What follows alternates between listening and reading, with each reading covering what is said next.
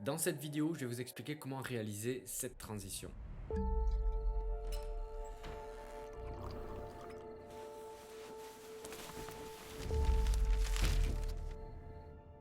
Salut tout le monde, bienvenue dans cette nouvelle vidéo et bienvenue sur ma chaîne YouTube. Je m'appelle Nicolas Lafaye, je suis créateur de contenu et aujourd'hui je vais vous expliquer comment réaliser la transition. Je viens de vous montrer qu'on appelle une mask transi avec Final Cut Pro 10. Je pense qu'il n'y a pas de tuto comme ça en français. Ou alors j'ai mal fouillé, moi quand je me suis mis à apprendre à faire ça, c'était que des tutos en anglais, tutos américains, etc. J'ai réussi à le faire mais je me suis dit que si je le faisais moi, ça va potentiellement aider et soulager les Français qui souhaitent apprendre et qui se mettent la barrière de la langue, qui se mettent la barrière de c'est trop compliqué. Restez bien jusqu'à la fin de la vidéo. Pourquoi? Parce qu'à la fin, je vais vous donner quelques conseils précieux pour réaliser une belle mask transi, qu'elle soit bien faite, réaliste et qu'elle fasse pas amateur, que vous ayez un rendu professionnel. Ça, c'est important et c'est ce que moi j'ai négligé au moment où j'ai commencé à les faire. Très important, pour réaliser cette transition, il faut absolument que vous ayez un sujet qui passe devant votre caméra d'un côté à l'autre, qui recouvre intégralement l'écran de haut en bas. Sinon, vous allez soit pas pouvoir le faire, soit vous allez travailler difficilement en post-production. On se retrouve donc derrière l'ordinateur pour que je vous explique en l'espace de quelques minutes comment faire une mask transi avec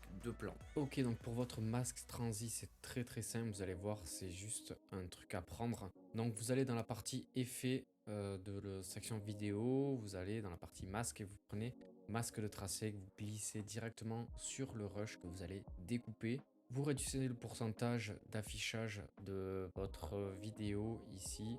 Comme ça, vous allez pouvoir travailler autour de votre rush. Vous positionnez le curseur au niveau de l'endroit où votre sujet commence à libérer de l'espace derrière lui pour faire votre première découpe. Vous placez vos points de contrôle. Logiquement, il en faut minimum 4. En fait, vous pouvez faire une forme rectangulaire. Vous revenez au point de départ, vous avez un cadre qui se fait. Vous pouvez ensuite ajouter autant de points de contrôle que vous voulez. Ça va dépendre du sujet qui est concerné. Ça va dépendre du contour du sujet. Si vous pouvez très bien faire avec une forme rectangulaire, ou alors vous pouvez faire comme moi. Je vous montrer un peu plus complexe quand il y a plusieurs points de contrôle et une forme qui n'est pas régulière.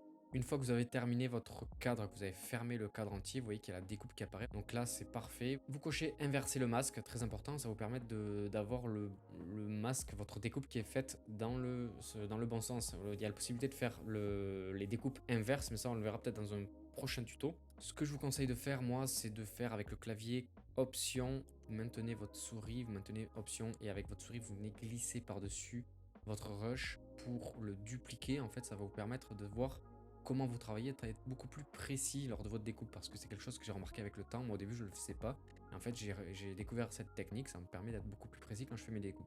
Vous sélectionnez le plan du haut, vous avez plus qu'à mettre des keyframes au niveau des transformations. Donc vous déroulez le menu transformation, vous mettez des keyframes, et vous mettez une keyframe aussi au niveau du point de contrôle. Vous n'êtes pas obligé de dérouler, vous mettez du coup au total 4 keyframes. Ensuite, vous faites flèche de gauche de votre clavier pour revenir une frame en arrière, donc une image en arrière. Donc vous revenez dans le temps, vous faites reculer votre vidéo pour que vous puissiez enlever, vous décaler sur le côté la partie, le cadre, la découpe que vous avez faite, vous l'enlevez parce que vous ne voulez pas qu'elle apparaisse sur la vidéo avant l'endroit où vous avez commencé. Donc vous décalez sur le côté tout simplement et vous revenez d'une flèche avec la flèche vers la droite, vous revenez où vous en étiez, au point de départ. Donc une fois que c'est fait, vous faites frame par frame, vous allez remodifier votre cadre de sorte à suivre votre sujet, suivre la fin de la silhouette de votre sujet pour avoir une découpe qui est propre. Alors ne soyez pas trop précis non plus, ça dépend de votre sujet, mais il y a des endroits comme... Il y a des sujets comme le mien par exemple où il n'y a pas besoin d'être trop précis parce qu'en plus il passe vite, il va être flou. Donc vous prenez pas trop la tête, ça va dépendre vraiment de votre découpe. Donc j'accélère frame par frame, vous allez jusqu'au bout jusqu'à ce que votre sujet sorte de l'écran pour en arriver à obtenir le cadre rouge tout autour qui vient, votre image qui vient entièrement rentrer dans le cadre rouge. Tout simplement, vous prenez le rush suivant pour faire votre transition, vous le glissez entre vos deux rushs dupliqués pour vous le glisser au bon endroit pour avoir l'endroit exact où vous voulez que la transition se fasse par rapport au mouvement de l'un et au mouvement de l'autre pour qu'il y ait une fluidité qui vous correspond. Et vous allez dans titre générateur uni, vous sélectionnez personnaliser, vous incrustez un écran noir que vous glissez dans votre timeline. Ce fond noir, vous allez l'ajuster à la longueur de votre rush suivant, donc du deuxième rush de la transition, pour ne pas avoir à affecter l'ensemble de votre timeline et venir empiéter les plans les uns sur les autres sur la suite de votre vidéo, ça va vous gêner. Donc tout simplement, c'est pareil, une petite astuce que je vous donne, c'est vous mettez ce fond noir en dessous de votre rush. Dès que vous avez décidé la durée du rush qui suit, vous mettez le fond noir, vous l'arrêtez au même niveau et vous avez terminé. Ensuite, maintenant, on en vient à la partie esthétique, on va dire, de votre découpe, parce que vous voyez, sinon, ça fait une découpe qui n'est pas professionnelle sur les contours. Donc, tout simplement, vous allez venir jouer avec l'adoucissement et l'atténuation. Donc, vous pouvez jauger avec la jauge, voire plus ou moins, ça va altérer du coup le fondu de votre découpe. Et vous faites par rapport, encore une fois, à ce que vous voulez obtenir, par rapport à votre sujet, par rapport à l'ensemble de votre montage. Moi, généralement, je sais que j'aime bien aller au-delà de ce qui est proposé. Donc, au lieu des 100 d'adoucissement, je monte jusqu'à 400. Et après, je jauge avec l'atténuation pour voir, pour qu'il y ait un rendu assez réaliste et fluide.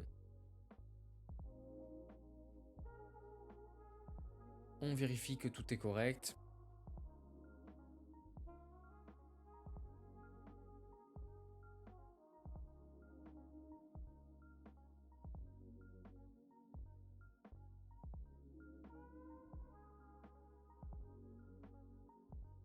Approximativement, ça le fait. Vous n'avez plus qu'à ajouter un sound design de whoosh en bas au bon endroit, un ou plusieurs même d'effets sonores pour rendre le côté plus réaliste et pour qu'on sente vraiment la présence de votre sujet qui passe devant la caméra. Dans une transition, on oublie souvent, mais l'effet sonore qui va être utilisé fait une grande partie de la différence et du côté réaliste de votre effet.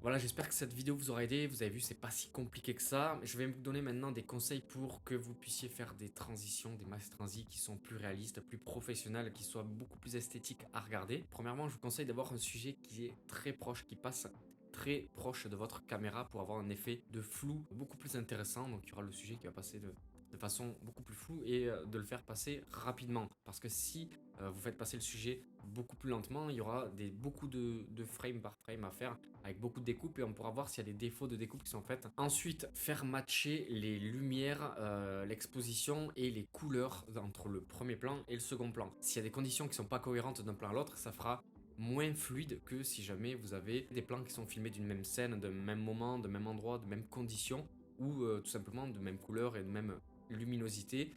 Il y aura une bien plus grande fluidité, on se laissera presque troubler par la transition qui est pas forcément identifiable. N'hésitez pas non plus à faire matcher le mouvement entre le premier plan et le second plan pour qu'il y ait une meilleure fluidité. Et pour terminer, vous avez la possibilité d'ajouter davantage de flou à votre découpe pour que le sujet qui passe devant la caméra soit beaucoup plus fluide et beaucoup plus smooth, on va dire.